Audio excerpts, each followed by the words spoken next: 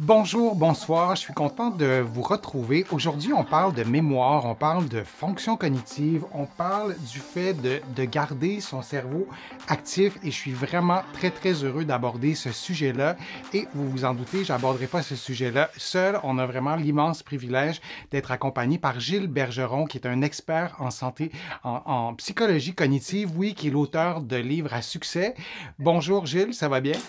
Bonjour Denis, ça va très bien.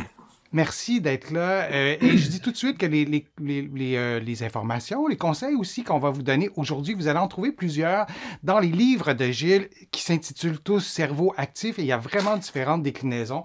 Vous en voyez quelques-uns. Je vous recommande vraiment très chaudement ces livres-là. Pourquoi certaines personnes ont-elles une meilleure mémoire que d'autres? Ça, Gilles, c'est un peu frustrant quand on a l'impression qu'on n'en a pas. Est-ce qu'on peut dire aussi que certaines personnes qui ont une meilleure mémoire que d'autres et est-ce que ça s'explique? C'est une question qui m'est posée très souvent et en fait, elle dénote une connaissance euh, générale de la mémoire, mais qui correspond pas à celle qu'on Hmm. connaît en psychologie, en sciences. Contrairement à ce qu'on pense, la mémoire, ce n'est pas une faculté, une habileté qui serait comme celle de, je sais pas moi, la capacité de s'orienter dans l'espace ou la capacité arithmétique ou logique. Bon, c'est pas une habilité qui serait qui tiendrait dans une boîte, là, qui Hmm. tiendrait dans une région et dont on pourrait dire qu'elle est plus grande ou plus petite chez certaines personnes. Au contraire, la mémoire, c'est une fonction de base du cerveau. Comme je le disais, le cerveau, il est utilisé à peu près tout le temps et à peu près toutes les parties du cerveau, et c'est vrai aussi de la mémoire. Mhm. On va voir, peut-être, je pense, un peu plus en détail dans quelques minutes, là, les questions de la différence entre mémoire à court terme, à long terme, mémoire épisodique, mémoire procédurale. Très rares sont les tâches qui ne font pas référence, qui ne recourent pas à une ou l'autre des formes de mémoire. Mémoire à court terme, de travail, mémoire à long terme, mémoire épisodique, mémoire des mots, du langage. Donc, la mémoire, c'est une fonction de base du cerveau qui est présente dans la grande majorité des tâches qu'on exécute, qu'on fait. Et Mais est-ce même qu'il y a dans des les tâches personnes, les plus... je t'interromps, Gilles, Oui, est-ce qu'il y a des gens, malgré tout ça, qui ont quand même euh, presque anatomiquement ou physiologiquement une meilleure mémoire? anatomiquement, je pense pas. OK. Ce que les personnes peuvent avoir de plus qu'une autre, ce que certaines personnes peuvent avoir plus qu'une autre, c'est développer des méthodes Hmm. de mémorisation qui sont des types de tâches spécifiques. On peut avoir développé des habilités à apprendre des textes. On peut avoir développé une habilité à retenir des nombres, à faire des associations entre les idées qu'on veut retenir. On peut avoir acquis des meilleures méthodes pour apprendre quelque chose, mais ça ne veut pas dire que ça donne une meilleure mémoire. Ah, c'est Pour intéressant. faire un peu plus de chemin là-dessus, il y a des gens dont on dit qu'ils ont une mémoire phénoménale.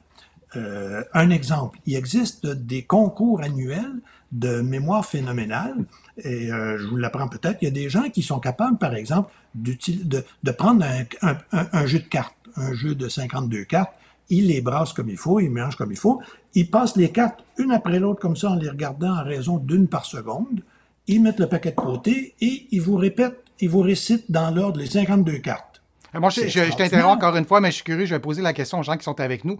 Est-ce que vous considérez que vous avez une mémoire exceptionnelle ou très bonne, ou vous considérez plutôt que vous avez une mémoire moyenne ou pauvre? Vous pouvez répondre soit pauvre, moyenne ou très bonne. Je suis juste curieux de voir la perception qu'on a aussi de notre mémoire. J'y reviendrai, mais on est vraiment intéressé à lire vos réponses.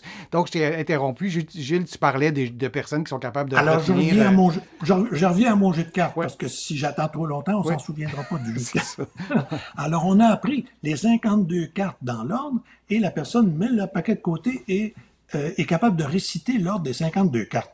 C'est une mémoire qu'on appelle phénoménale. Il n'y a pas grand monde qui est capable de faire ça. Est-ce que c'est une mémoire extraordinaire? Non, la personne a simplement développé, ben simplement, c'est pas rien, mais la personne a développé une méthode par des moyens qu'on appelle des moyens mnémotechniques, une méthode qui permet de retenir, d'apprendre, de simplifier l'apprentissage de séquences de cartes, de sorte que elle y a mis des centaines, peut-être des milliers d'heures, et elle arrive à ce genre d'exploit-là. Cette personne-là oublie les noms de ses voisins, comme tout le monde. Cette personne-là, probablement, se souvient pas où elle a mis ses clés, comme tout le monde. Cette personne-là n'a pas une mémoire meilleure que les autres. Elle a développé une habilité absolument extraordinaire dans certaines tâches.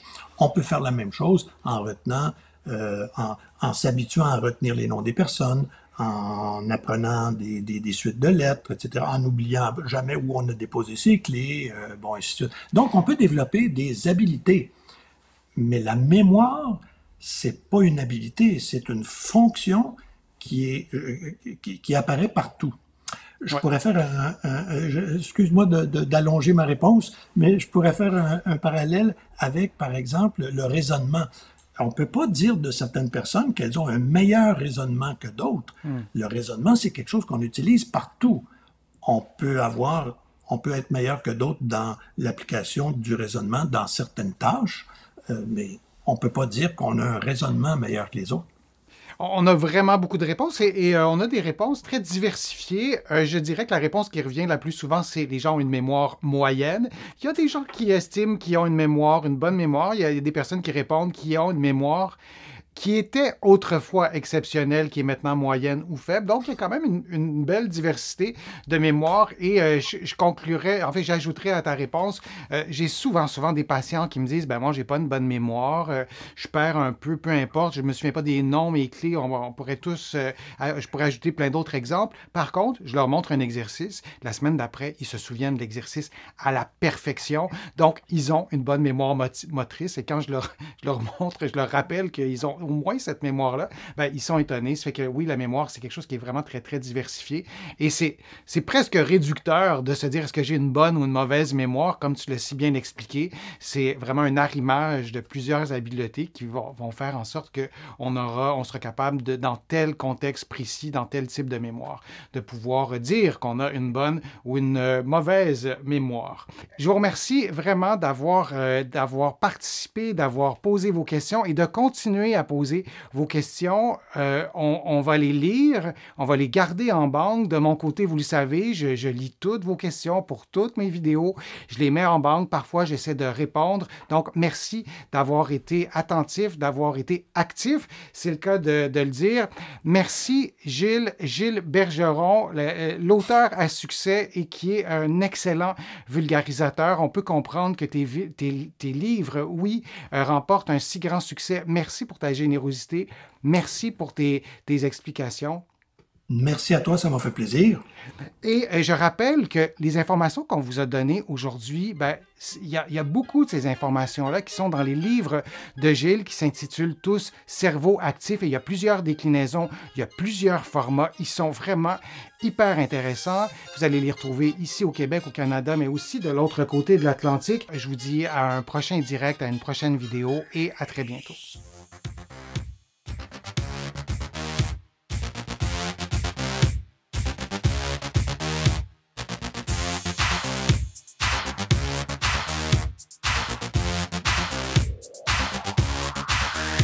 Shh.